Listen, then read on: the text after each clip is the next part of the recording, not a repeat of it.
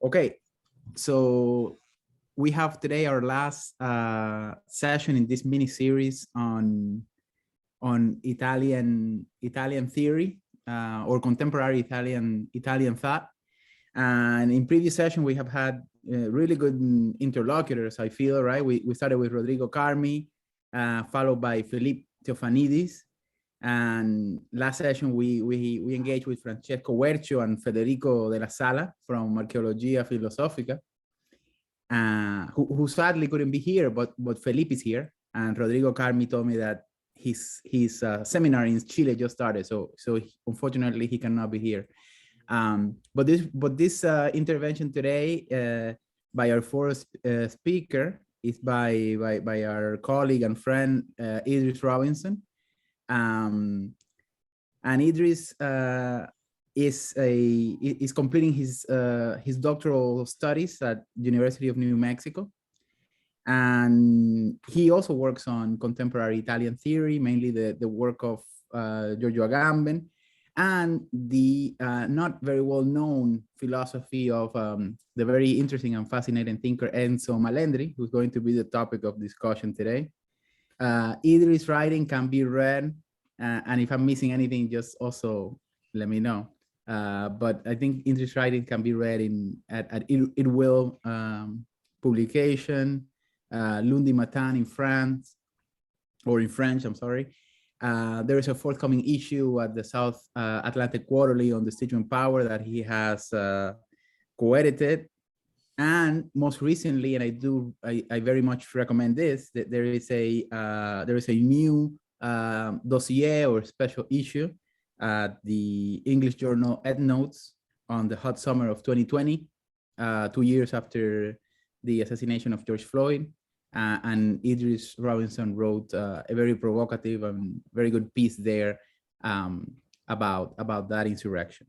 But like I said, today we're going to hear Idris talk about Enzo Melandri and his work on philosophy. But as we have done with the other speakers, we can pick up on other topics and themes that have been developing in this series within the frame of Italian theory. And again, it's going to be a pleasure to speak with Idris. So thank you, Idris, and I'll pass you the mic. I appreciate it. So today I'm going to give like a very rough introduction to the extremely rich thought of the Italian philosopher Enzo Melandri, right? I'm just going to try to cover a few important aspects. Before going on, I want to give a few shout outs and big ups. First, thank you to you, Gerardo, for organizing this month-long series on Italian thought. It's been great.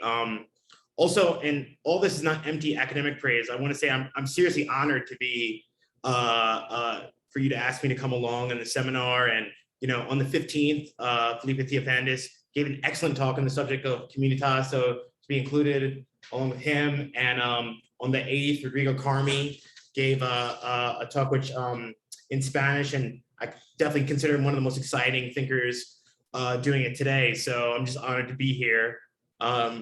So let's get into Melandri himself. All right, and you'll notice the suprematist kind of paintings in the background will actually be somewhat thematically relevant as time goes on. All right, so first, just talking about Melandri himself. He was born in Genoa in 1926. He unfortunately passed away at the age of 67 in 1993.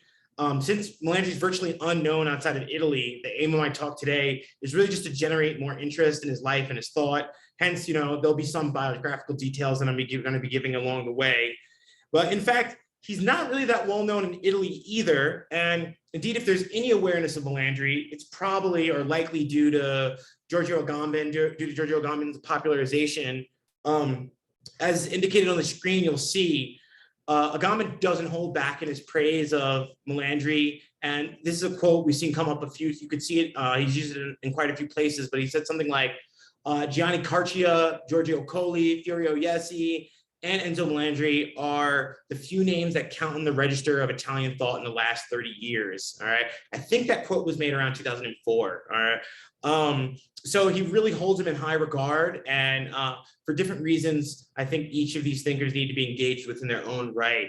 In the direction of popularizing Melandri's work, 𝐏𝐿𝐴𝐻 has been republishing a lot of these texts out of his publishing venture known as 𝐷𝐿𝐴𝐻𝐿. Him and Stefano Bassani, I believe, who was Melandri's student, worked on putting out a 2004 version of Melandri's magnum opus, Line and Circle.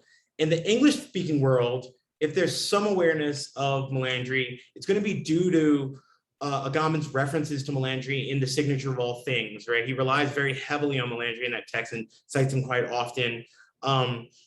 However, it would be wrong to understand Melandri's importance strictly in terms of clarificatory exposition in terms of 𝐏𝐿𝐴𝐻 scholarship. So in fact, the reason why Melandri figures so decisively, I think, into The Signature of All Things, into 𝐏𝐿𝐴𝐻's text, The Signature of All Things, is because it's a text devoted to philosophical methodology.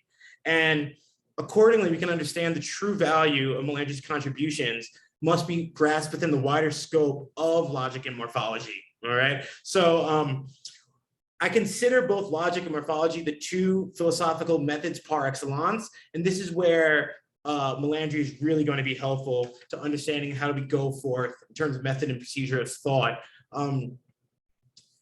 It would be better than, or just as well, to consider Melandri as, instead of just alongside of 𝐏𝐿𝐴𝐻 or someone that 𝐏𝐿𝐴𝐻 draws on, to consider him alongside the founder of the discipline of logic itself, that is, in dialogue with none other than Aristotle.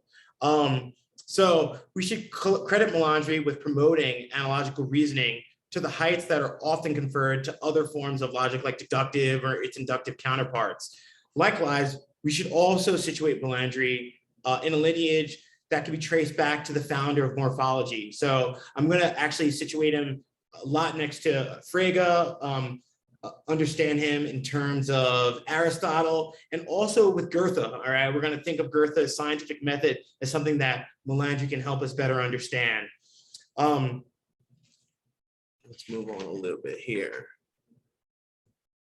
So before I go on, I also want to give a shout out, last one, I swear, is to Angelo Bonfani. If anyone's interested in learning more about Melandri, he wrote what I think is hands down the best study of Melandri. And I was saying, Gerardo, Line and Circle, or only Melandri text that's been translated is a small article, I want to say maybe a 10-page article on Brentano's interpretation of Aristotle's logic, or Brentano's interpretation of Aristotle's theory of categories, right? And it's very short, very dense, difficult article. And so we don't have much of Melandri at all in English. And alongside probably the translation of, say, Line and Circle, I really want to push for a translation of The Form of Analogy by Angelo Bonfani that came out in 2016 on an Italian publishing house called Arcane. In fact, this was I actually read his doctoral dissertation, which was the blueprint for this book. And it hands down is probably, or at least one of the most insightful and comprehensive doctoral dissertations I've ever read, right? And if everyone worked like this on their dissertations, we'd have complete access to the truth by now. So I'd like to add also that Bonfani he's a friend of the working class. I've been in correspondence with him, so he deserves a shout out for that as well, right? He's on the side of the people and the proletariat. So Bonfani's work is also, it's probably like 99% of what I know about Melandri's work, he's responsible for in clarifying it, right? That's how important his dissertation is to me. So pushing for that translation as well. Now let's get into Melandri. Like I said, the main thrust of Melandri's theoretical contribution can be metaphorically encapsulated in the title of his 1968 magnum opus, which we translated as linea, as Line and Circle, okay? And Line and Circle are going to serve as two important metaphors that allow me to structure what I say today or most of this talk, all right? So, and again, this hasn't been translated, it needs to be translated. On the one hand, we have line, all right? As you see in this primitivist work, you have a line. And on the other hand, you have a circle, all right? There you go. Each is going to represent two opposing yet complementary approaches to logic, all right? Line represents one way of doing logic, and circle represents another way of doing logic, all right? Line is going to represent what we could take to be something of the standard widely accepted rules, patterns, and models of inference, all right?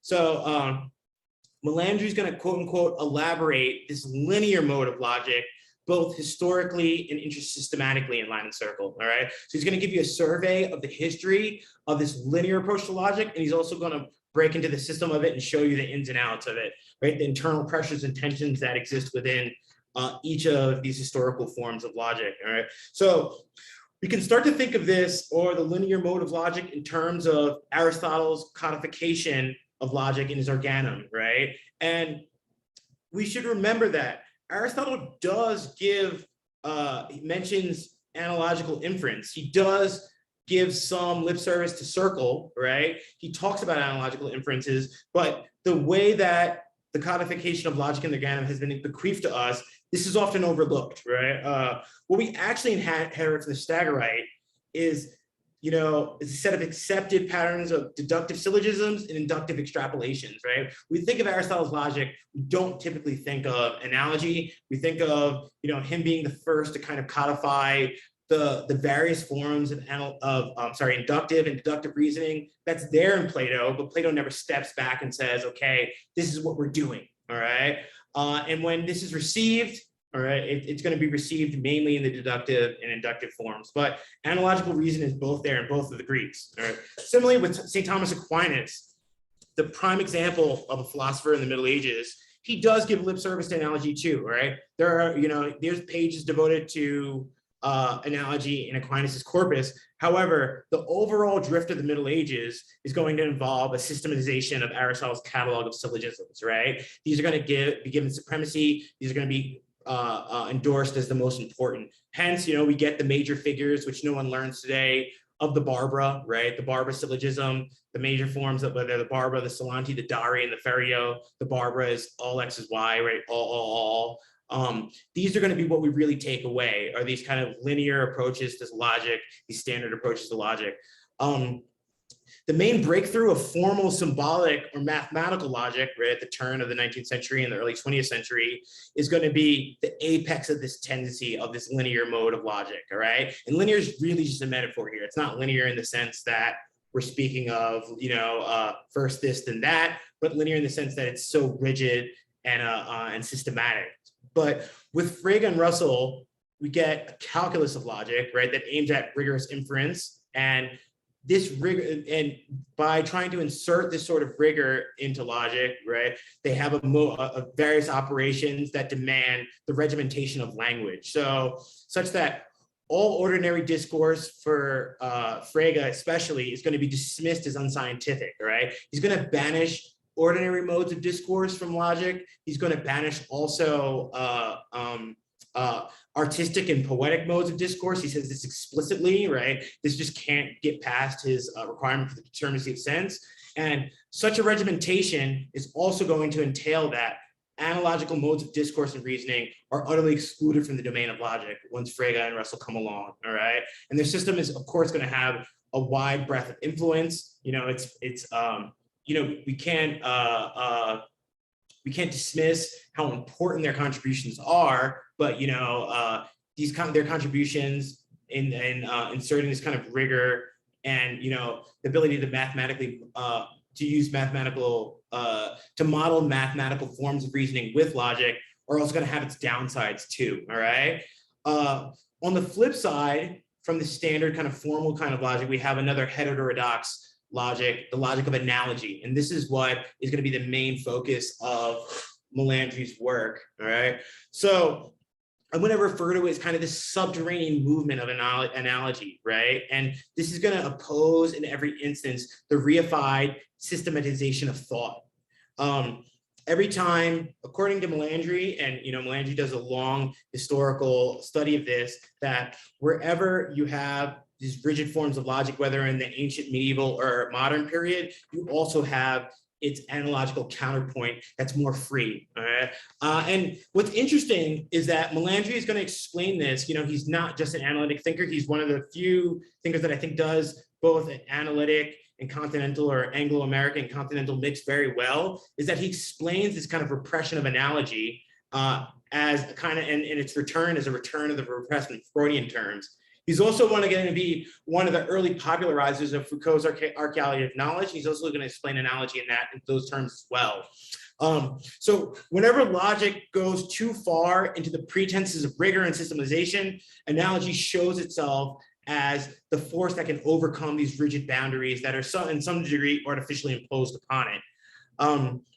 He conceives of line and circle then as two conflicting and yet independent logics, all right? So, and both line and circle, standard logic and logic of analogy have their own autonomous principles, yet as much as they come into conflict with each other, as much as you have this kind of rigid form of formal logic and this very free,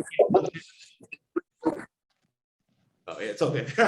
As much as you have this free kind of logic of analogy, and they come into conflict and they challenge each other. On the other hand, they also complement each other, all right? So to say the shortcomings of standard logic can be alleviated by the free forms of analogy, and free forms of analogy at times may need to be tied down by the more rigid forms of standard logic, okay? I want to stress too that for Melandri, and at times I think he slips, and I think this is a problem of expression in the fact that analogy has been so repressed, but also times it's also the fact that commentators just make a mistake here, right? That both analogy and the old logic, or both analogy and the rigid forms of logic, are both to be considered logical and rational, all right? And I want to keep pushing on this, that we need to make sure that we consider analogy to be just as logical and just as rational as, say, deduction or induction, all right? The idea or what I want to take from him, and I'm not thinking I'm reading this into him, what I take Melandri to be doing is to show that analogy is just as important to thinking and thought as deduction is, or anything else, all right? And I think commentators tend to miss this at points. In fact, this is going to be one of the main contentions of my dissertation on Wittgenstein, is that when Wittgenstein moves into his later phase and he comes to realize that analogical reasoning with regards to similarity and difference are just as legitimate, he's going to recognize that analogical reasoning with regards to similarity and difference, different forms of comparison and contrast are going to be just as legitimate as the symbolic logic that he inherited from Frege and Russell, all right? So analogy is just as important as the other kinds of logic that, say, we learn, and my students used to learn it. I began to learn logic in high school, but now I think it usually starts, typically in the States at least, in the first year of undergrad. So in fact, what Wittgenstein also argues is that in order for logic to achieve its purposes, its aims of clarification, it must rely on analogy just as much as it does symbolic deduction.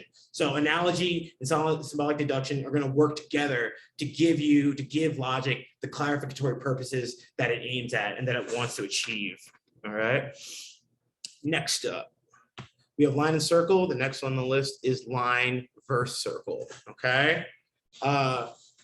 Line verse circle. All right. So you have, standard logic versus analogical logic, right?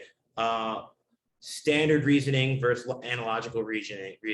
Okay. So we can grasp this difference between, or this distinction between line and circle, between the standard logic and the logic of analogy, by comparing and contrasting the two columns that I've listed for you guys here. All right. On the left, you'll see many of the principles and laws of logic that you're more than likely familiar with, all right? But on the right, we have their analogical opposites posited by Melandri, all right? So for each law or principle or logical requirement that is typically posited within the standard logic, the circle complement is what Melandri is going to posit as its analogical opposite, all right? In other words, analogy is going to contravene the accepted and received laws and principles of logic. But however, by vitiating these laws, analogy isn't going to throw them away, but it's going to augment precisely what the standard laws of logic can't handle or treat, okay? And once again, and for this reason, line and circle, deduction, analogy should be considered as both logical and both complementary, all right? And if you go through the list, you'll see, the law of identity has the functional principle of identity, the law of non-contradiction, but on the other side, analogy admits contradiction. The law of excluded middle, in analogy, we can include the middle, intension versus extension, discreteness versus continuity, univocity of meaning versus the equivocity or the plurivocity of meaning. All right, it's our two sides that are opposing each other. All right, and we can get an idea of what Melandri is trying to do with analogy by studying each of these laws or requirements. Okay, let's start with the law of identity, which he calls the law of elementary identity. All right, and you'll see why he calls it this. All right, so this law has classically been deemed one of it's been deemed the first of the three main laws of logic. All right, the three laws of logic are law of identity, law of non-contradiction, and law of excluded middle or law of excluded third. All right, the first one being the law of identity. You know, it's pretty self-explanatory. It maintains that each thing is identical with itself. All right, you know, there's Leibniz's formalization, Frege's formalization. What they want to say, or what everyone wants to say who upholds this law of thought, is that given a thing A is veritably the same or identical with A itself. All right, A equals A. All right, simple as can be. Right.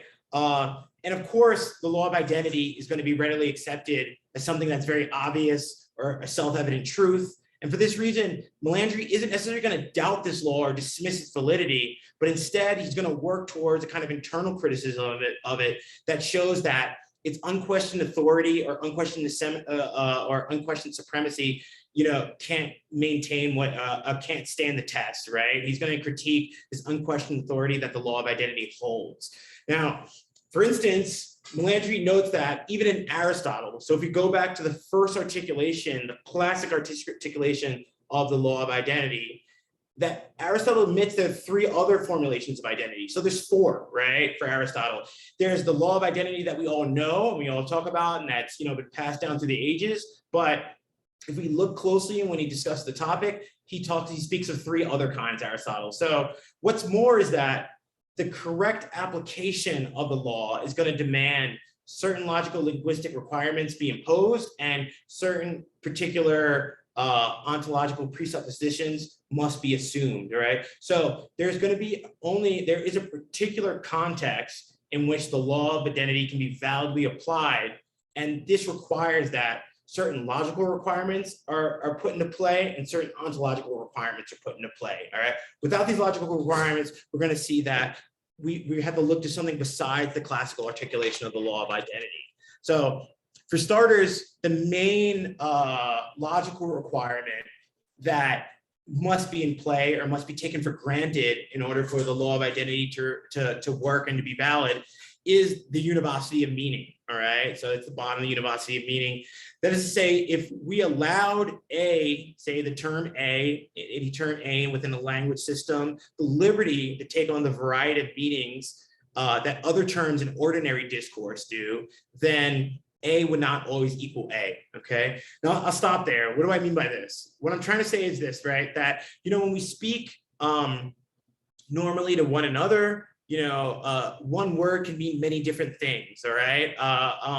You know, and Wittgenstein, his favorite examples of this were like, you know, the sentence green is green. In the first instance of green, in the sentence green is green, it's being used as a noun. And in the second instance, it's being used as an adjective, right? Or is, right? Is, he always says, was the main flaw of metaphysics, that is typically is used with two meanings, right? Is can mean with the transitive verb of existing, or it can be used as a copula, right? You know, and when we speak, this is why there's ambiguity, right? When we talk to each other, you know, this is why we ask someone when someone makes a claim, we be like, well, what do you mean by this word? What do you mean by A, right? Specifically with the logic, specifically with modern formal logic, you know, one of the big claims to its rigor is that it's going to exclude all forms of meaning that have any, that can drift into equivocity, right? A is always going to stand for one particular object, all right? So, and when A stands for one particular object, of course, A does equal A, but you know, if the meaning of A can slip, A is not always going to equal A, all right? Usually I stop now, I would stop and be like, is that clear to you guys? All right, now it's getting a little bit technical when I teach a class, but anyway. Also, for A to equal A, or for A, the law of identity to hold for A to equal A, or for A to be the same as A, we have to maintain that the thing that A stands for is a discrete and elemental atom, right? And this is an important ontological requirement that needs to be in place in order for the law of identity to hold. If A had the capacity to blend with other things, right? If there are reasons where, or cases in which, you know, A will border on B such that it'll have a blend of both A and B, then in those cases where we don't have these stark divisions that separate things from one another, then we don't have a case in which A would equal A, right? So if things admit a certain blending or fusion with other things, the law of identity isn't going to hold either, all right? All of these linguistic, logical, and ontological presuppositions are going to come to their apogee with the formal logic of Frege, Russell, and Wittgenstein, right? And I think you got a little bit of that in the text that Gerardo shared with you, right? Gerardo shared Contra Symbolico on the first chapter. Melandri is going to go into great detail to put forward how all these aspects, all these logical requirements are necessary in order for the Fregean or the Russellian system of logic to get off the ground, all right? In fact, the early Wittgenstein is going to hold that these requirements are so implicit that the law of identity cannot even be articulated, right? Wittgenstein's famous claim against both Frege and Russell is that, you know, that you can't even articulate or say the law of identity. It's going to be shown, all right? So you don't need to articulate it because you don't even have to, all right? We can't articulate it because it's not necessary. If all the logical and ontological requirements are in place, the law of identity is going to show itself by us using the same word in the same way, or by a thing being a thing unto itself, all right?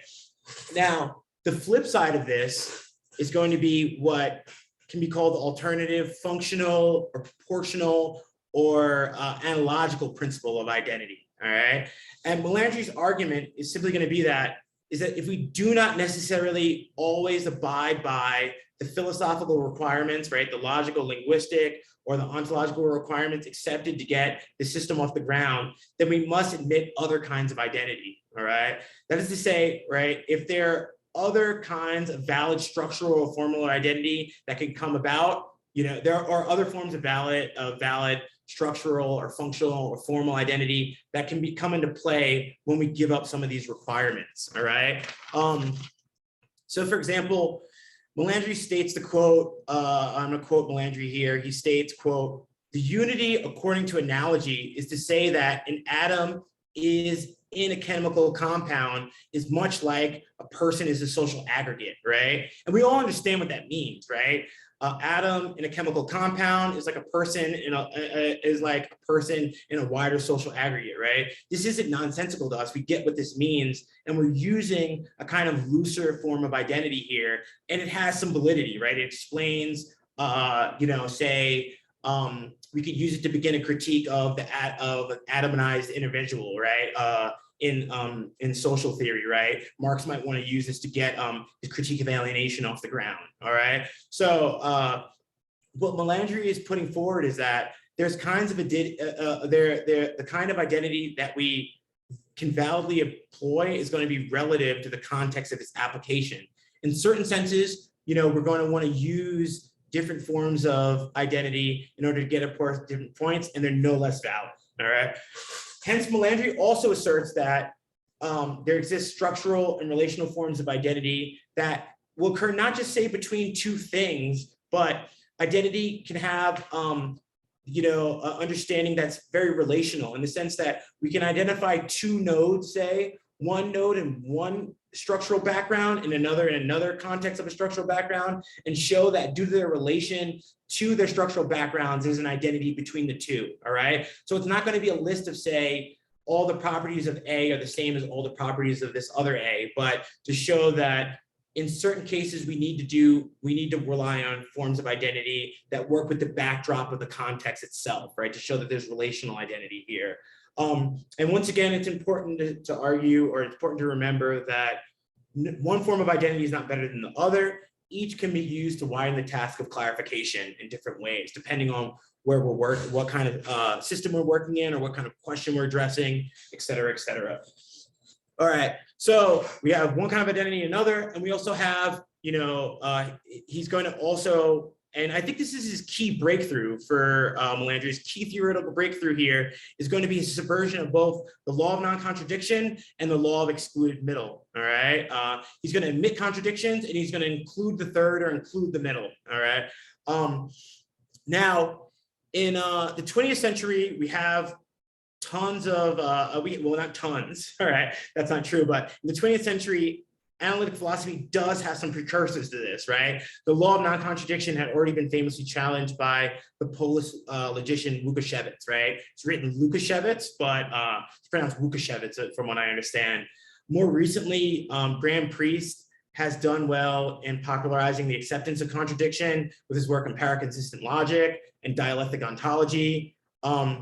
Also, it's important to know, just because we're keep touching on the political content of this work, Graham Priest is, from what I understand, and he's written about Marx, and he's a committed communist.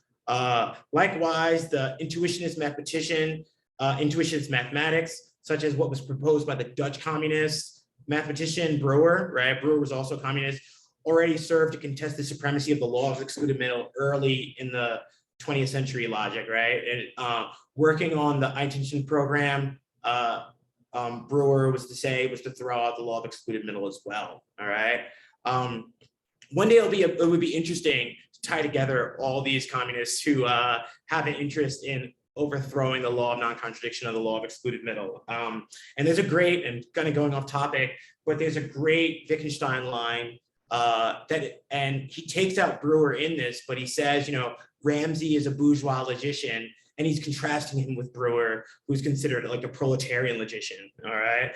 So we do have precedents for this, but what I think is really important about Melandri is that not just simply overthrowing non-contradiction and excluded middle, he has this kind of philosophical depth and an understanding of the history of philosophy that's, that really supersedes all these people that I mentioned before, that enables you to do a lot more with this, right? When he overthrows contradiction and non-contradiction and included middle, he's able to contextualize this in a broader historical drift, right? And take in more philosophical resources from the history of philosophy to do things with this, right? Typically, when you hear people admitting contradictions, they just think Hegel, right? But, Melandri's going to be able to do much, much more than this, right? And so it's this novel and unique direction that he takes the undermining of these laws that's really important here. So as it was with the law of identity, the laws of non-contradiction in the law on the law of excluded middle can only reign under certain assumptions, right? And these assumptions are the same ones that hold for the law of identity. You need certain stark, clear-cut, and steadfast distinctions between things like P and not P, or the propositions like P and not P, true and false, and A and B, all right? If you don't have these discrete, clear-cut, univocal distinctions, right, then these are cases, according to Melandri, where the law of non-contradiction will fail and the law of excluded middle might fail as well, all right? So Melandri is going to insist that there are cases where instead of these steadfast, clear-cut breaks between, say, P and not P or true and false, we're going to have certain continuities and certain continuous gradations between dichotomous contraries, right? So instead of saying that there's a stark law of contrariety between A and B, he's going to say that in between these two, there's levels of gradation, all right? You can admit a certain amount of both, maybe both or neither, okay? So things don't have to be so clear-cut, and things aren't always so clear-cut, is what he's saying. The best example of this is to just think of the contraries of black and white, all right? In logic, in the old logic, to have a dichotomy or contraries of black and white, you have something like not white and white, all right? Or not black and black. There's nothing in between the two, right? You have this really powerful exclusion of black and white, all right? They don't touch at all. A good line to look at this is when Hegel talks about determinate negation, right? He recognizes that, this is just perfect, this just won't do, all right? There's between black and white, there's going to be a host of other colors in between, right? So Melandri is going to observe that between black and white, there's an infinite series of continuous intermediate chromatic gradations between two opposing colors, right? There could be various shades of gray, right? Or this could say that, you know, we have a color circle that emits red and blue, et cetera, et cetera. But say between black and white, we have all these various shades of gray, which I think is some novel or something like that, right? For my part, I think it's no coincidence. One day I'll get to this and saying this in a more thought out way, that it's no coincidence that the early Wittgenstein is going to begin questioning the Tractatus on the basis of what has been called the color and compatibility problem, right?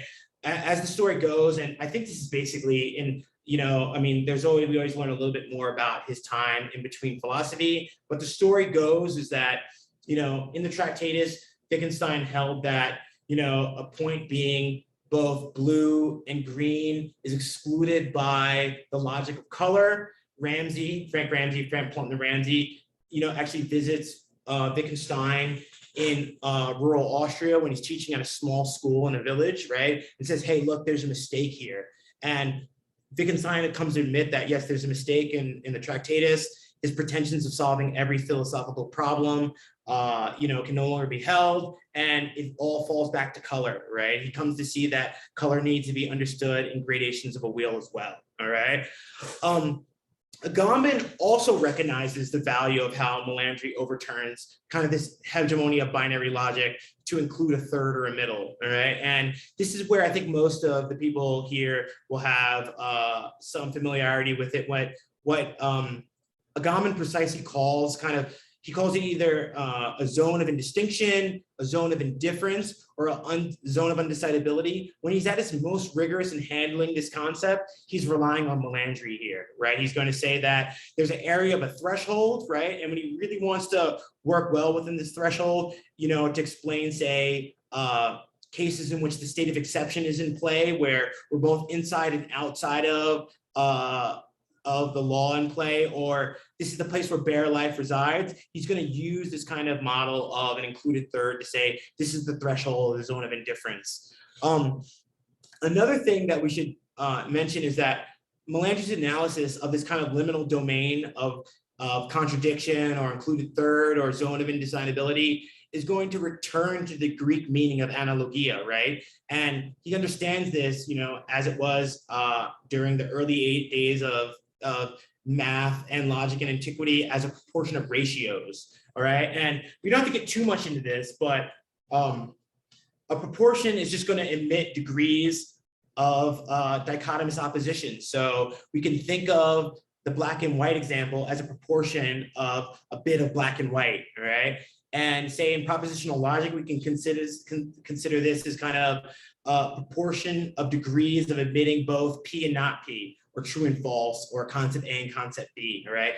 If you're interested to look into Melandri, I believe he was one of the translators of Irvin Kopy's textbook on logic, which you can find in any library in America, at least, right? It was a very standard textbook. So he uses concept A and B and says that there's kind of a mix of A and B, right? That's Irvin Kopy's example.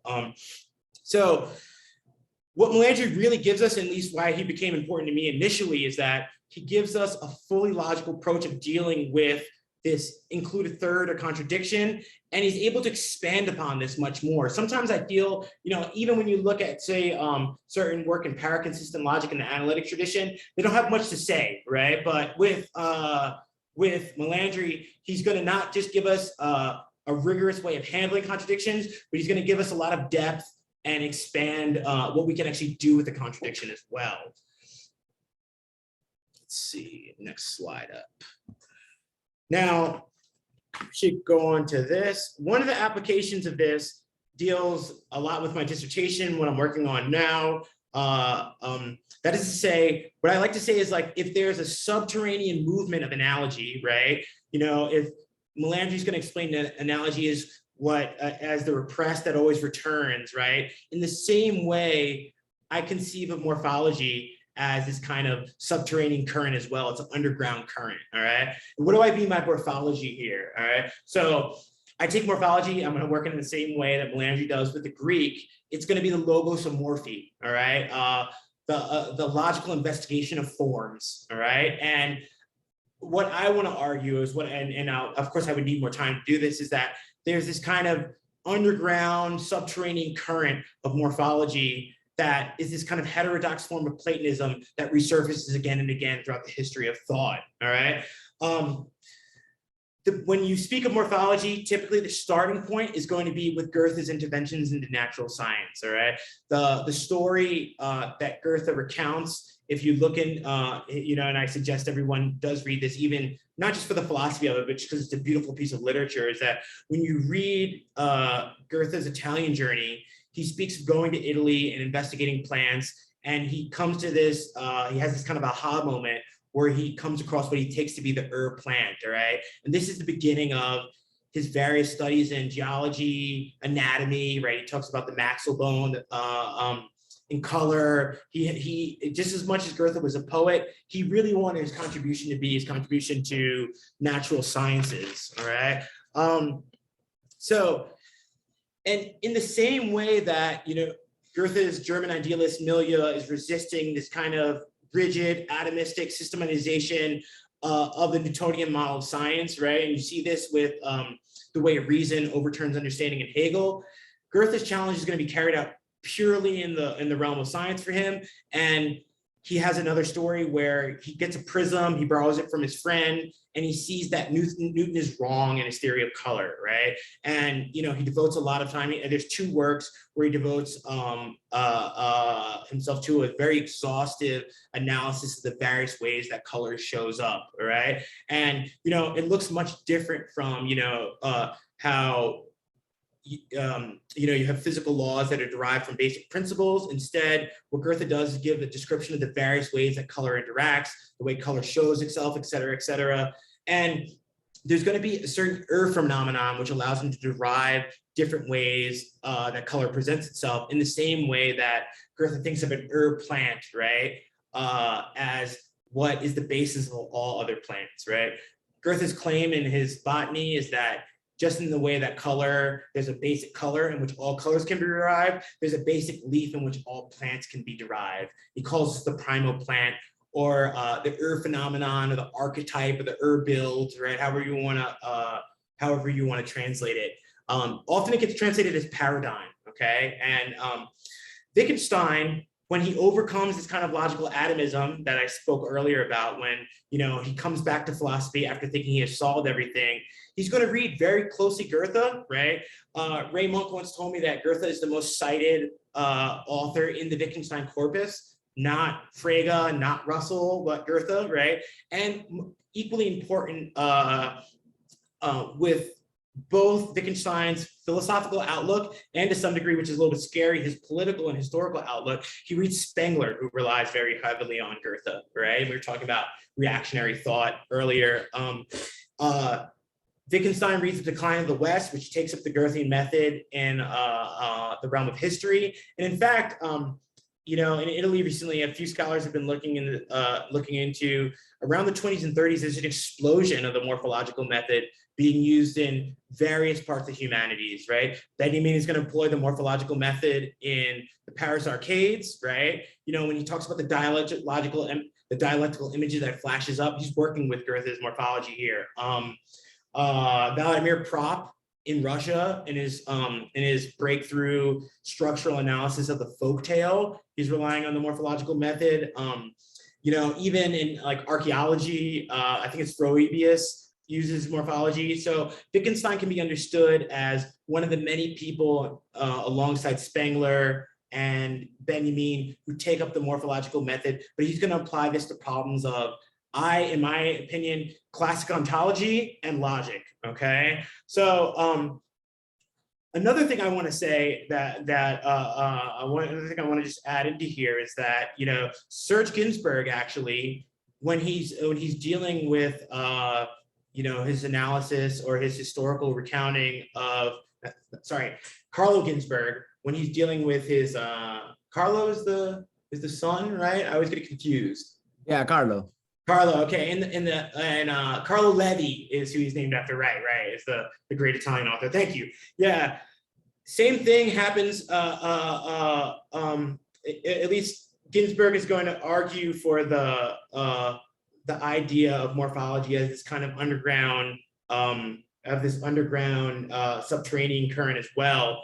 And, you know, in his studies of, say, heresy with the Bendetani, right, the werewolves, or the cheese and the worms, the miller who engages in the heresy, and he sees these things keep popping up again and again in history, and he can't explain why. And he figures out that cause and effect analysis, or, you know, very rigid modes of historical analysis don't work. He actually reads Wittgenstein's critique of Fraser's Golden Bow, which is heavily influenced by both Spengler and Goethe. And he says, okay, this is how I can explain the recurrence of heresy and the recurrence of these specific forms of, say, even like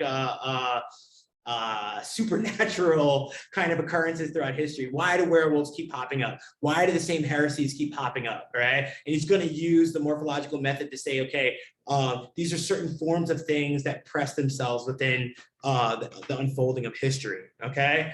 Morphology is going to be the companion of analogical reasoning. Why? For a number of reasons, right? For Wittgenstein, at least, we can keep formal logic. Formal logic has its place, right? But it needs to be understood as an phenomenon or paradigm, all right? There are ways we can take formal logic to clarify the language that we use and the language that we use when doing philosophy, right? But the slippery slope is reduce all language to formal logic, all right? So if we use formal logic as a paradigm, all right, it can be used as a clarificatory device, and at times when we don't need it, we can throw it away and we can use another form, all right?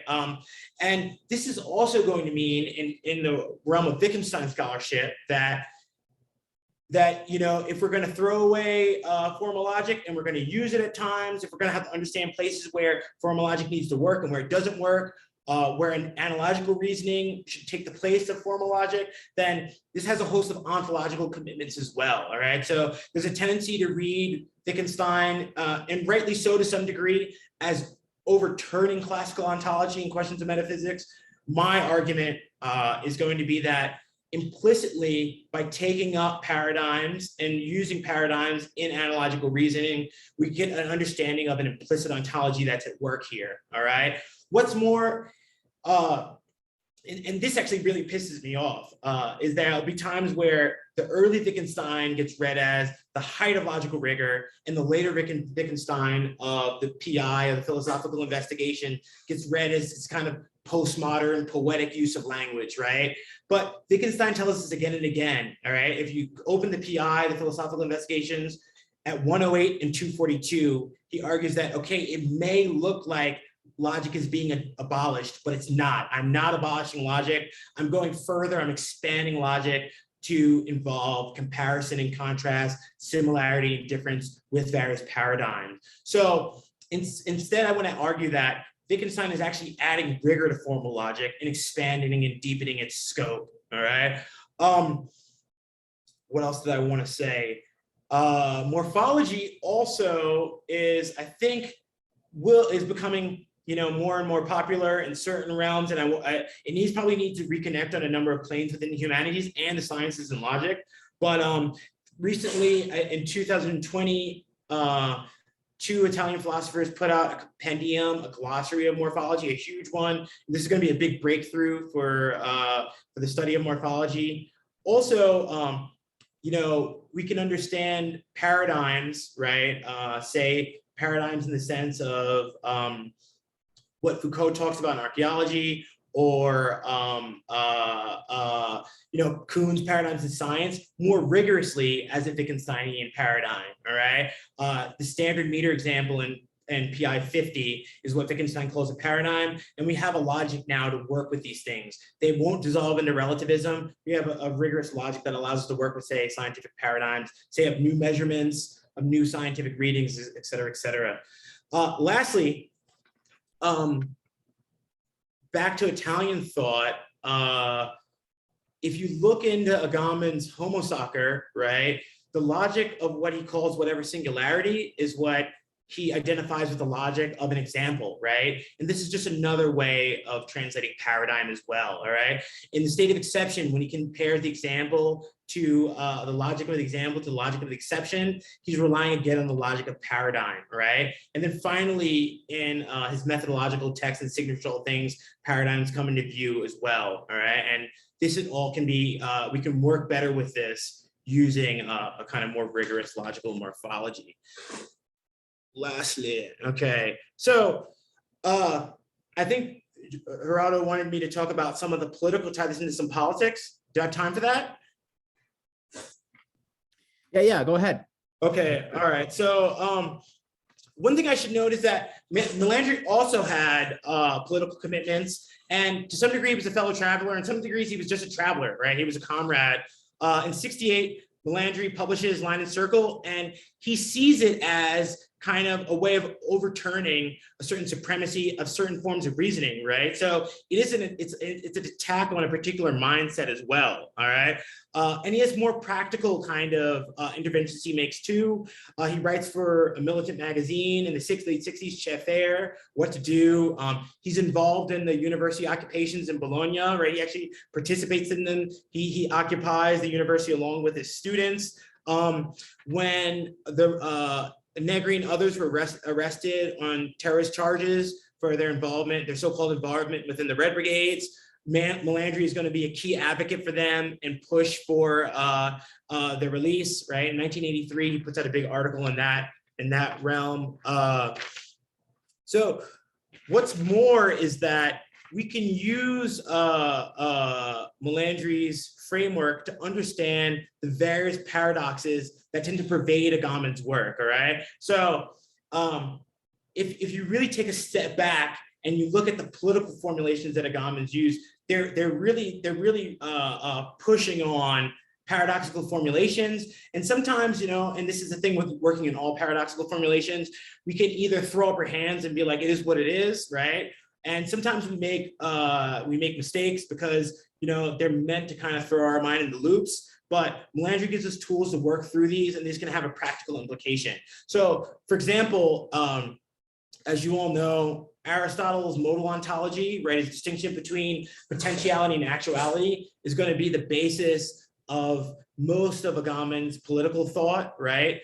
And why does Aristotle make this distinction in antiquity between potentiality and actuality? But it's to overcome the paradoxes between the paradoxes of change that Zeno and Parmenides brought to the fore, all right? So in a way you can think of it like this, you know, if Aristotle distinguishes between potentiality and actuality in order to overcome certain paradoxes, right, of change and stability, 𝐏𝐻𝐬𝐻𝐬 is going to reinsert them by emphasizing pure potentiality. All right. And there are times where I do think 𝐏𝐻𝐬𝐻𝐬 can be a little bit more rigorous in his formulations of pure potentiality. And in the paper and the SAQ that's coming out, I'm going to talk about that a lot more. All right. Another way we could think about this as well is that Andrea Cavazzini is one of the few scholars on Melandri who is a little more well known.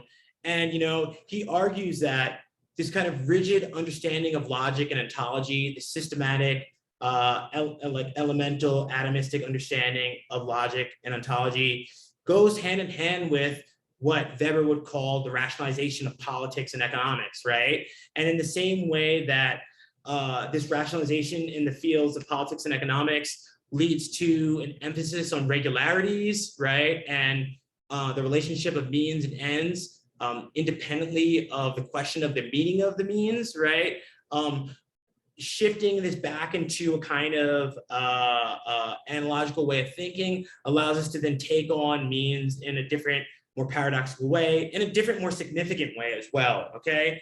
So let's take this example of what I mean, right? So a pure means is a very paradoxical notion, all right? And I have this Benjamin quote up here. Benjamin quotes in the Critique of Violence, he says, a pure means is a kind of violence that definitely could not be either justified or an unjustified means to those ends, and would instead relate to those not as a means at all, but somehow differently, all right? And it's hard to conceive of a means without an end, right? it's so difficult to conceive of a means without an end that it may be a paradox to conceive of a pure means, to conceive of a means without an end. And 𝐏𝐿𝐴𝐴 tends to dither here about this, right? And how does he dither here? He tends to dither here about this in the way that sometimes, for example, if you look in State of Exception in 2004 State of Exception, he wants to insist that a pure means involves action, right? And other times when he discusses pure means, 𝐏𝐿𝐴𝐴 will say that, there's no action involved in a pure means, that it's a pure potentiality that's a complete holding back of any actuality or activity, all right? And this is because it's so hard for us to wrap our head around a pure means as a paradoxical notion.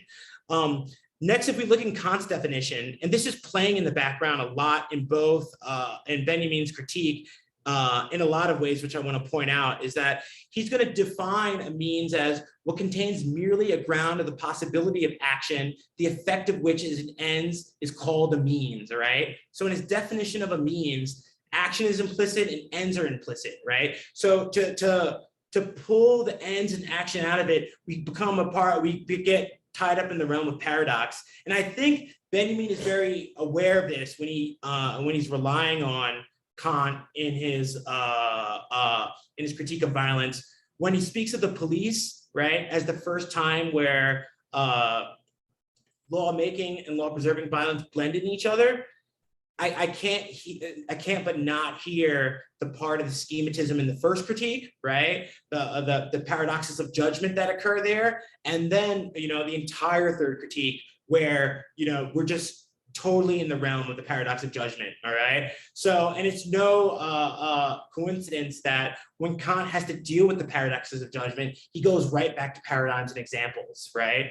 These are all kind of intertied things. So to close, what I want to say is that, sometimes when we have these kind of very practical debates and discussions and disagreements about what it is for a pure means to unfold, what it is for there to be a means without ends, a lot of times this disagreement is a consequence of it being such a paradoxical concept. And one of the reasons why Melandri is so important is that he can help us deal with these paradoxical concepts with an additional amount of rigor and depth. Thank you.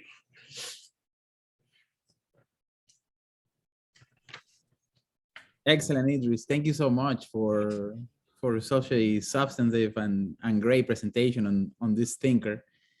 And of course, there's a lot to say, and I think we can open the conversation and the debate. I myself have some questions, but for now, I would prefer for some of the participants to jump in and say something. No sé si hay alguna pregunta o comentario a partir de lo que ha dicho Idris Robinson en su presentación.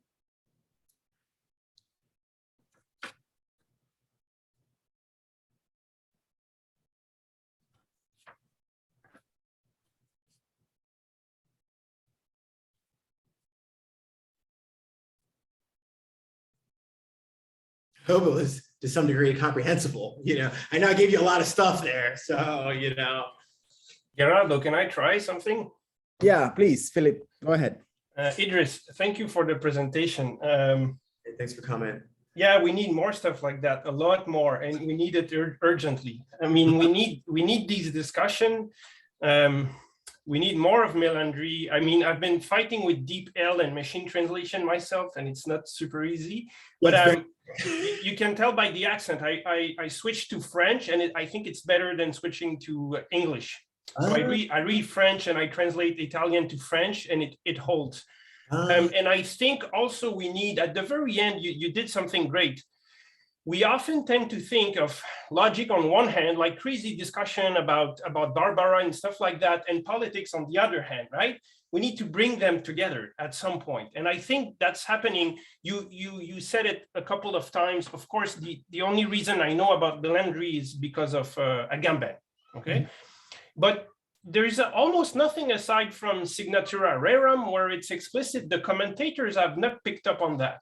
Mm-hmm. So I'm just going to, I could go on because really there's a lot to say, and there's a key there. I feel there's a key to move forward, not only in logic and philosophy, but in politics as well, or beyond politics. Maybe that's something we can talk about.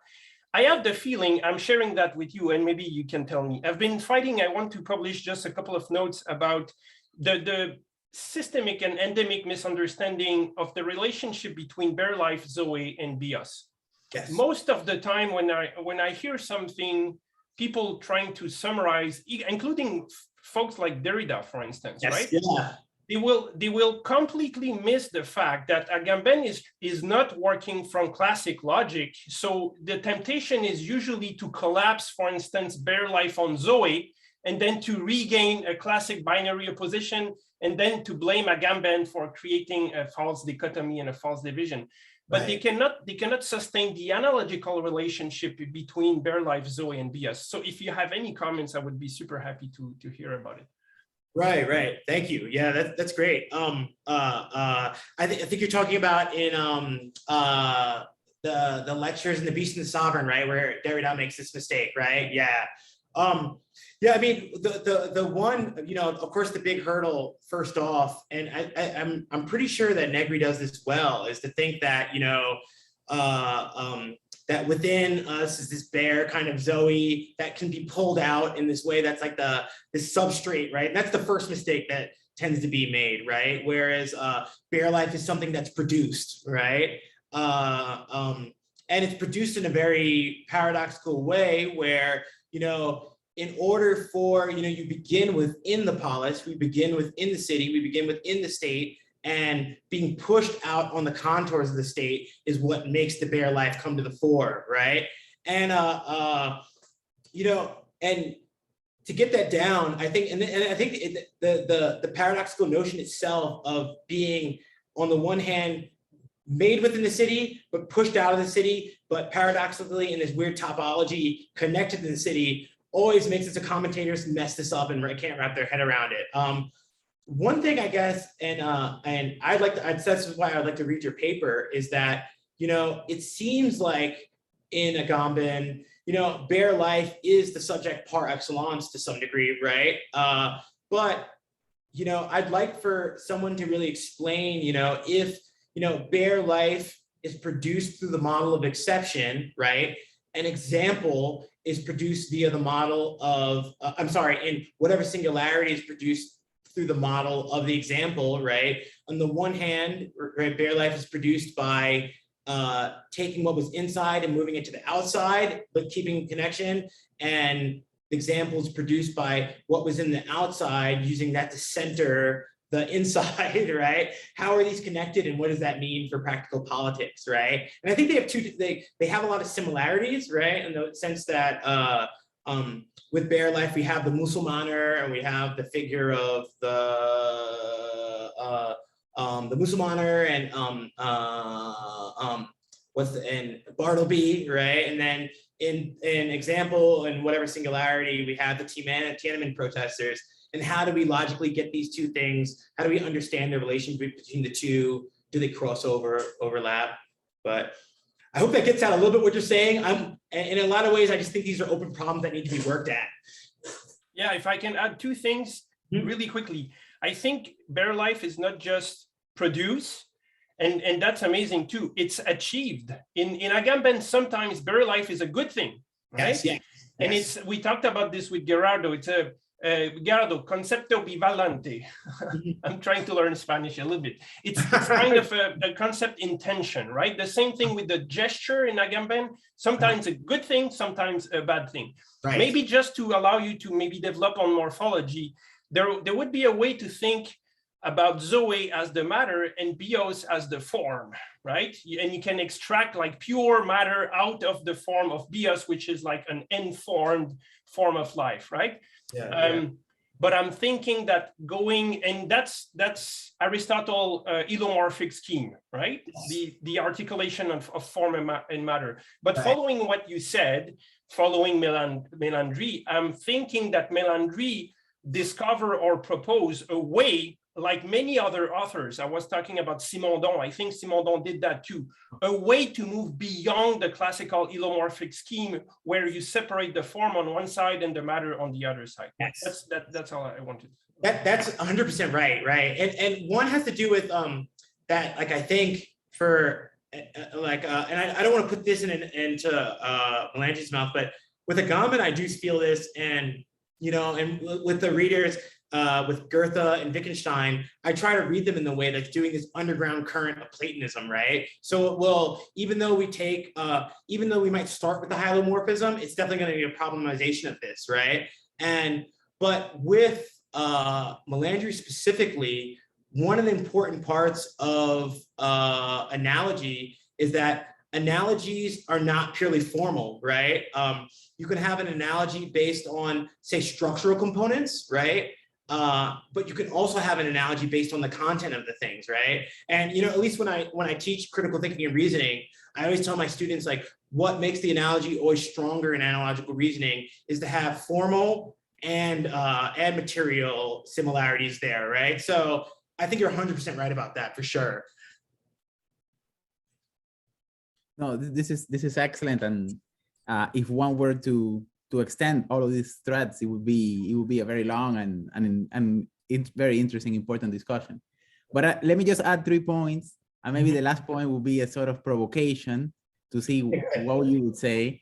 But also, I would tie this to the last presentation that we had last week with Federico de la Sala's essay, which I thought it was great because, to condense it, although I will send the paper to you, his main claim was that Italian theory, from, what we take up as Italian theory from the 16th onwards, has been a sort of defense of conflict, and you could say the linear paradigm against closing off any possibility of revolution, or, well, he ends up defending well, in quote unquote, defending or saying that destitution is a way out of this sort of setback. So this is the first point I want to make. I think it's very interesting, and it will be consistent with what Federico was saying last week, that the way that you started with this Agamben mini canon about Italian thinkers that really bring up or advance new thought. You could say in the wake of the collapse of modern metaphysics is very interesting, because none of those thinkers are thinkers that we situate and we put in the list of the so-called critical theories of Italian theory. They do something else, right? And the only one that I think is missing there, and this I will link to the last point I want to make, is Carlo Diano. I think we have talked about him in the past. This great classicist who wrote a little book even before Deleuze's publication of Logic and Sense, Forma ad Evento, no? Form an event. So that would be my first point. My second point is, and I don't know. Diano, D-I-A-N-O, Diano? Yeah, Diano, yeah. D-I-A-N-O. It has been just translated in Forham, in the series of Italian commonalities. The second point is that very interesting that you bring up Goethe, and I would say about that maybe 2 things. One is that perhaps the question of both means and morphology is that there is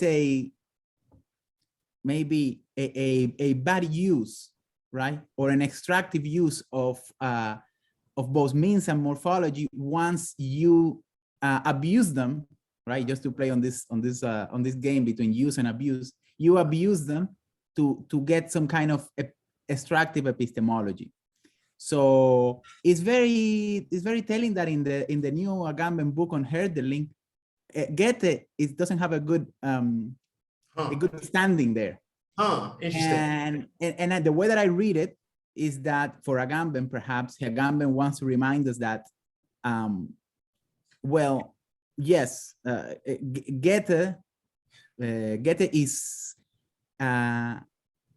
is great to be read, let's say, in the theory of colors, but that's still in a specific sort of epistemological domain that subordinates, life itself, or even naked life, to this practice. Whereas Hölderlin, that you could see that, or at least that's the vulgar understanding of Hölderlin, flights from the world, right? It is able to imagine, right, a life, a model life that that is not just that is not just an epistemological domain, right? It's really something in which, right, it's transformative at the level of life itself. I was just thinking of that because it's very interesting and funny in a way how in the new Hölderlin book, the chronicle of the life of Hölderlin is on one side, and the diplomatic life of Goethe, meeting with Napoleon, Yes, right, talking to Hegel, it's considered the opposite, right? Right. Well, I guess. Sorry. Yeah. Go on. No, go ahead. No, I was gonna say, well, Hölderlin went mad, right? And that is the best thing you could do in the eyes of someone who wants to go for bare life, right? But keep going. Yeah, well, now that you mention it, perhaps, and I'm only thinking of this thanks to your presentation, but perhaps the madness of Hölderlin is precisely the madness of a life that tries to take up in a serious way, in an existential way, the problem of analogy, right?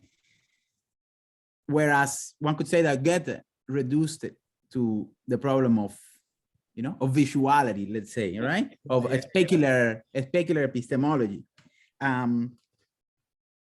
But then the final thing, this will be my question, right? I wonder what you think about this, right? If we were to extrapolate or try to start thinking, because I think it's just beginning, to try thinking of Melandri's, which you did a great job to get us started on this, to see Melandri's imprint or influx into Agamben's method.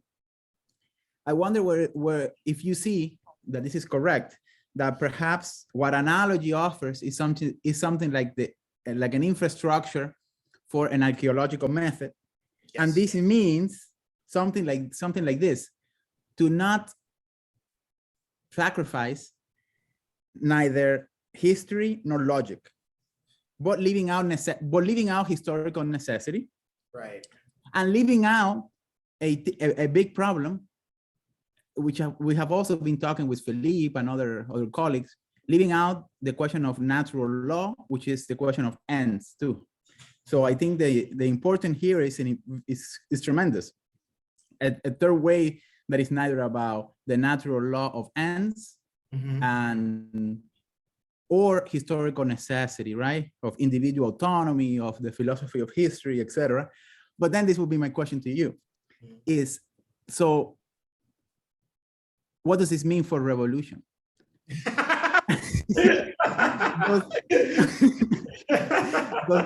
Good. Does this mean that precisely revolution, as it has been understood, has to be reworked fundamentally, even to the point of being one would have to give it up? Because it seems to me, and again, this is just a thought, it seems to me that for instance, revolution has been precisely thought in these two registers that I was saying, right? So for instance, Saint-Just has, I think, a natural law definition of revolution. That's why he was against the social contract of Rousseau, right? And claim natural law to go against the king and the old pre-revolution legitimacy. But then the modern revolution is a revolution of ends, right? Of occupying the Winter Palace. Yes, yeah. That's the Leninist revolution, right? So I'm just stuck here, and this is something that we talked with Federico, because Federico de la Sala's paper finished with this, that we have to think, well, in light of Marcello Tari's book, which we have also discussed, that we have to think of a happy revolution, not unhappy revolution. But my question is this still a revolution? I mean, or is it something else? Or is it something else previously? That is, if we take analogy, it seems to me that it could have profound transformation for the concept that we have inherited of revolution. Something like that, Right. And precisely here, I think that the question of the event, that's a parallel question that I have here for you, right? Whether you think that the analogy opens things up precisely for the notion of the event, right? And here one can trace it to, to the Tiano little book and Stoicism, for instance, right? But anyways, I'll leave it here. All right, that's a hard question. That's a very difficult question. Gerardo is, I think, one of the most well-read and strongest interpreters of text. So it's a lot to get at. What I'm going to do, I'm going to avoid the question for 1 second and say that, going back to what Philippe said, I should also plug and I think it's one of my favorite books, is The Politics of Logic by Paul Livingston, who's my advisor, who's my current doctoral advisor. It's very much, the subtitle is Wittgenstein and Badiou on like the politics of logic or something like that. And, he deals with Agamben there. And what one of his main claims is that logic itself is inherently political and politics itself is inherently logical, right? Whenever you have ideas about grouping of humans or grouping of concepts, you're implicitly going to punch on to logical problems. And I think he's done the best job so far of really taking this problem to task. And really what I see my work as, this kind of work, is an expansion of his work. So let me go back and let me go to Goethe and Hölderlin, right? What's interesting, and I haven't read the Agamben book yet, so I can't really comment on exactly how he's making this, how he's drawing this contrast between Hölderlin and Goethe. But on the one side, you'd think that Goethe would be a proponent of life to some degree, right? In the sense that, in his critique of Newton when he's working on color, he says that, Newton takes one case, and that's going to be the case of white light. And in the case of white light is where he's going to draw his axioms, and he's going to derive the rest of the theorems from that, right? And what Goethe instead does, and his aha moment with color was that he began to use the prism instead of just taking up the experimentum crucis of Newton. He used it in a manifold of different ways and began to see that not everything, all the cases that he derived, or all the cases that he observed using the prism in different ways couldn't be accounted for strictly in terms of Newton's method. So he had to develop, this morphological method to go through the different cases of light. And in fact, in the first installment of the first volume of his study of color, he even hit a roadblock where he started to see that it had to incorporate human perception in order to get at all the different kinds of cases that he was going through, right? So by the polished version of the work, a lot of it's going to have to do with the manipulation of the user of the prism, where the person is, how the person is looking. But the flip side of this is this, right? And this is more to your point, right? Is that when Wittgenstein does criticize Goethe, he's going to argue that he reifies these paradigms, right? He reifies the existence of the herb plant, or he reifies the existence of, his various ways of using light and dark to derive colors, right? He thinks they actually exist, right? And what Wittgenstein wants to say, and I'm still having fully worked this out, right, is that more than anything, that what Goethe didn't realize and what he realizes is that when you use paradigms, say of color or of plants, et cetera, they become paradigmatic because of the use of the particular person, right? You could take any leaf, right? And it has nothing to do with any particular quality of the leaf, right? Or any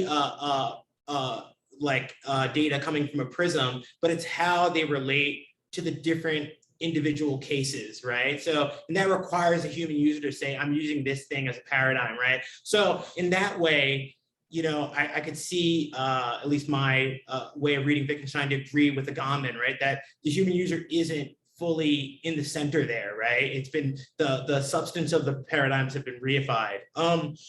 Now for revolution, I think it's a lot more difficult. And one of the things, one of the reasons why I felt this was a breath of fresh air is that, you know, whenever I say things politically, you know, people will attack them in this and that way, but with, you know, logic, you can kind of show back and be like, let's think about this, right? So I've never even really drawn out the notion of how analogy would actually work with revolution itself, except that it would allow us to say, understand bare life and understand whatever singularity.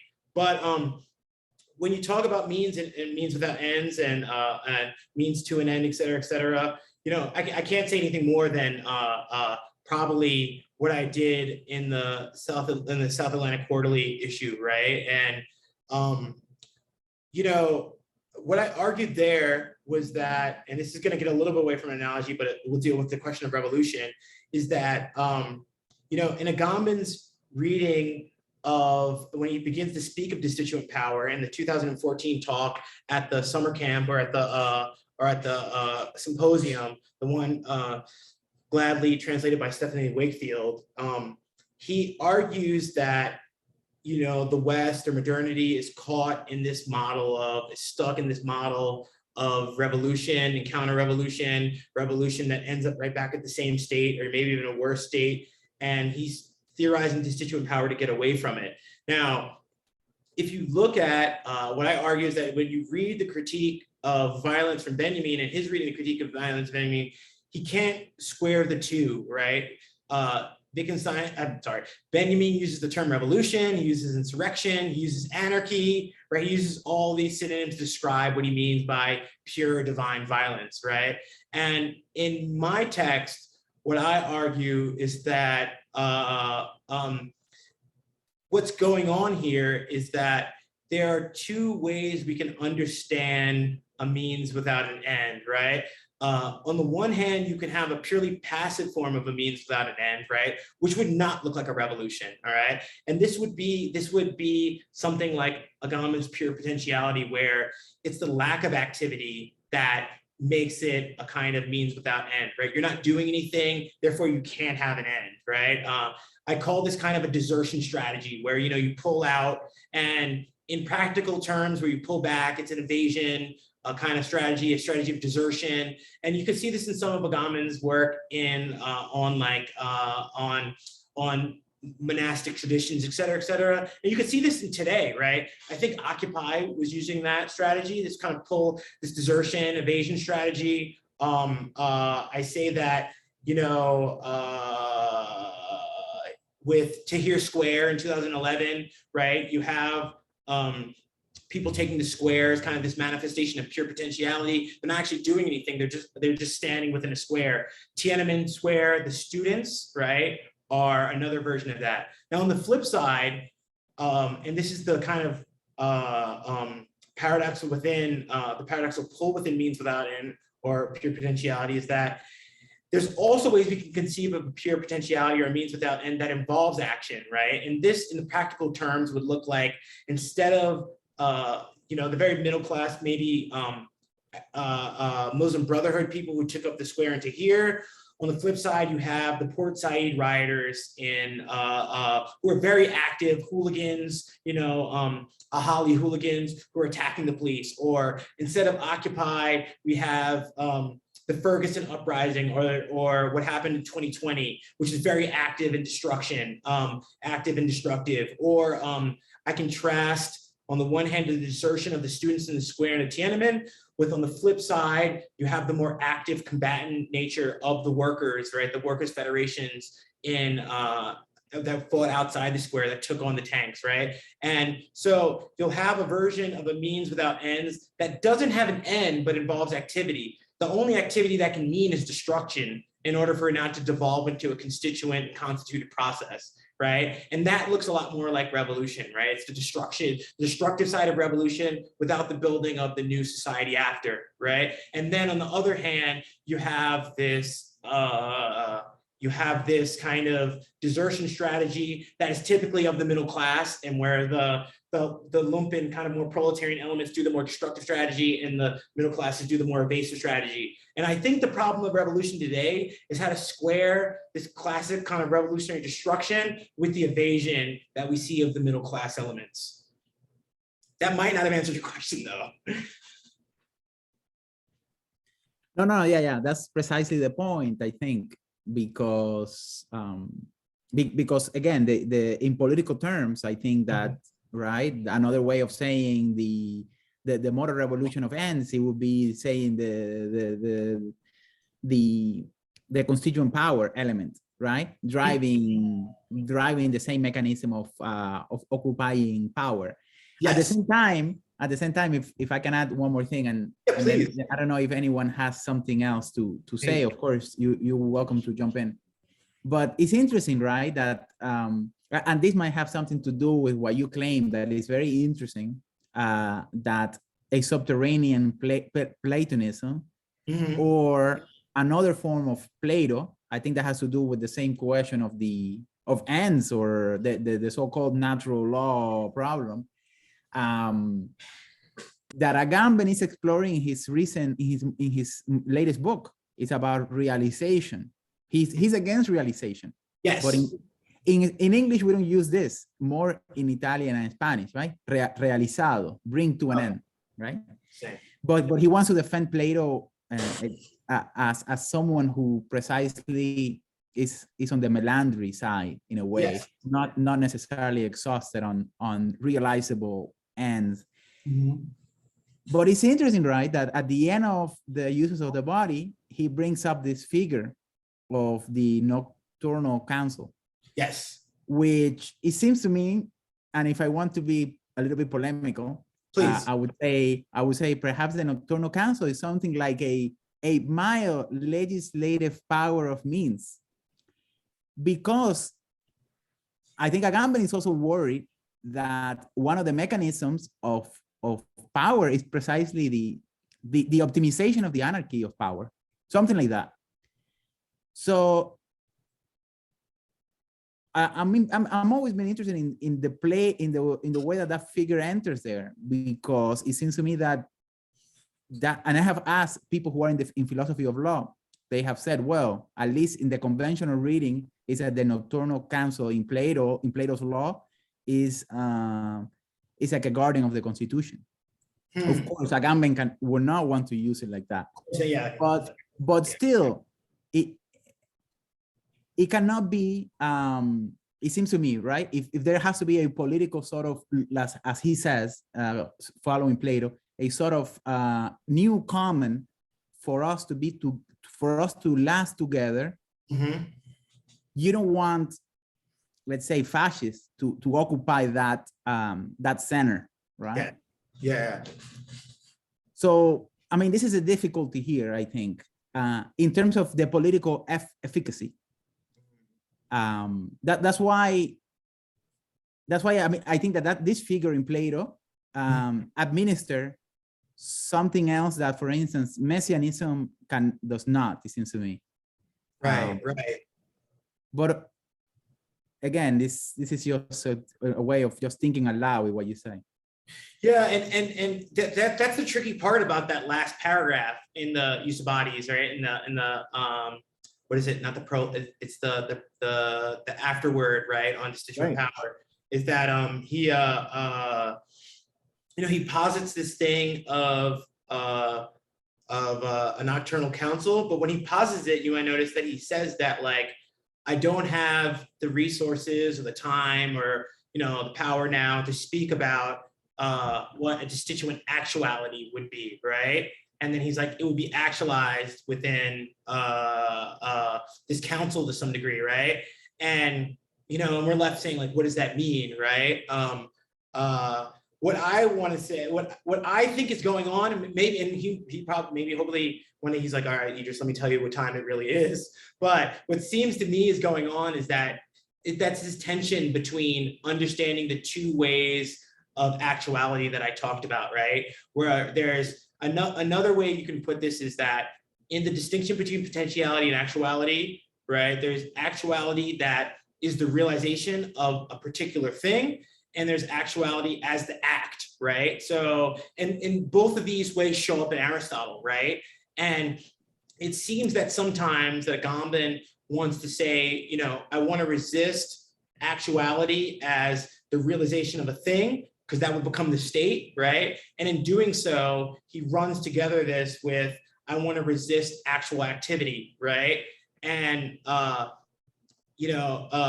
playing on this twofold kind of understanding of actuality, I think maybe is where, why he has to resort to something like that, right? Whereas I want to say that both, if we take into account both constituent strategies, one can involve act and one does not involve act, we can maybe understand this. We can understand this without having to move on to another book, maybe. But I'm not sure. I'm not sure. Yeah. Yeah. I don't know if there are other questions or comments. I think we have maybe 4 or 5 minutes more until we close. Mm-hmm. I would just add, right, that I asked Agamben this question. Yeah. Oh, great. About whether the Nocturnal Council could be taken as an institution, which is an interesting problem by itself. I'm not if only interesting if I'm able to isolate institution from let's say the metaphysics of government, right? Yes. But he said but he was not too happy and he didn't agree with this. So he responded to me, and I'll just try to translate it here from the Spanish version that I have in the book. He said that to institute a decision in power is a contradiction in terms. This was back in 2017 or 16 maybe. So he was already sort of going against Esposito's most recent attempt to create a new instituent power, right? Yes. And he says Plato is very careful to establish that the Nocturnal Council cannot establish itself legally. So it's not a figure of law, since it has been created by and here's another Platonic figure, right? But by a broad synosia, which is lasting together in common, or lasting together, something like that. The problem that we have to think here is the relation, or the communal relation, or I think a relation between more than one person, right? The common relation between a anomic element or anarchic element and a nomic or legal institutional element. But the possibility of a just politics depends on this, and this is interesting. I think this is, I don't know what you think about this this aesthetic metaphor here, since you talk about color. But he says the possibility of a just politics depends on that musical dialectic between these two elements. Musical dialectics.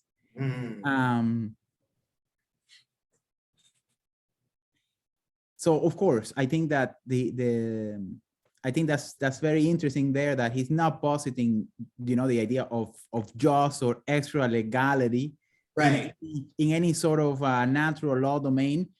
Because if he does, then we'll be in the same problem. In a way, since we're here in the United States, that's what the Supreme Court of the United States has done. In all these cases, right? They haven't respected written law, and they have just gone to the broad common law that is just, which is what the Nazis actually admire about American law. There is a great James Whitman book called Hitler's American Model, which is that in the 1930s, the Nazis jurists, what they like about American law was not positivism. It was this big, broad common law paradigms that would allow them to be racist or exclude others, etc. Right? So I think the fight, to put it in more militant terms, no, the fight for Platonism is very important. Yeah, it is. Sure. And you know, like I never, you know, people ask like, are you a Marxist or anarchist or a socialist? You know, I typically just say I'm a Platonist, right? And that's how I usually would describe myself, right? You know, like, and the two thinkers who, you know, I always will go back to are Wittgenstein and Plato. You know, I was thinking as well, one other thing to be mentioned is that if you look at the end of the first chapter of The Signature of All Things, he references a dissertation on Goethean paradigms by, you know, which is really amazing. It's a woman philosopher. I think her last name is Rotten, from like 1901, right? And it's also trying to trace. What's her last name? I think it's Rotten. I'm not sure. Roten, maybe. Rota, you know, something like this. Yeah, you have to excuse all my harsh American pronunciations of everything, right?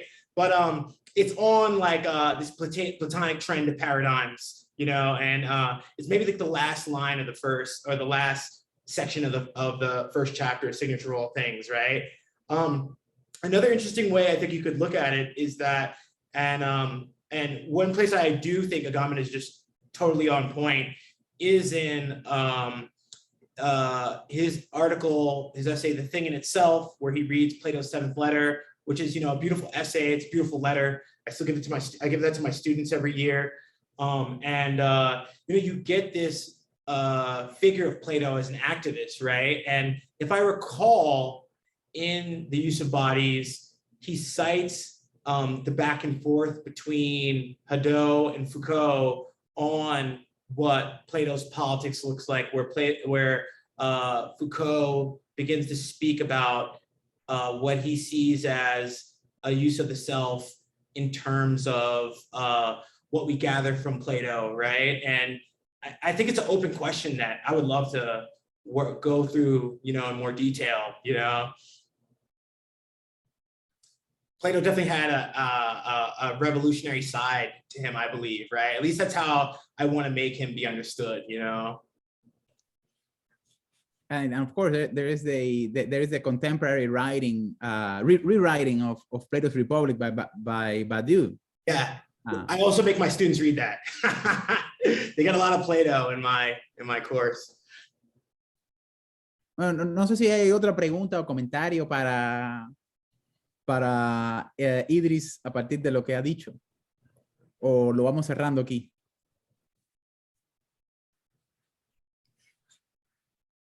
Philippe, anything else that you want to add, or if not, we can just maybe leave it up here. Yeah. No, otherwise, this could go on for a couple of weeks. Yeah. Yeah. Okay. Sure. Okay, Idris, thank you again very much for this very good and rich presentation. Yeah. And for everyone who was here today as well. Yeah. Thanks for inviting me. Philippe.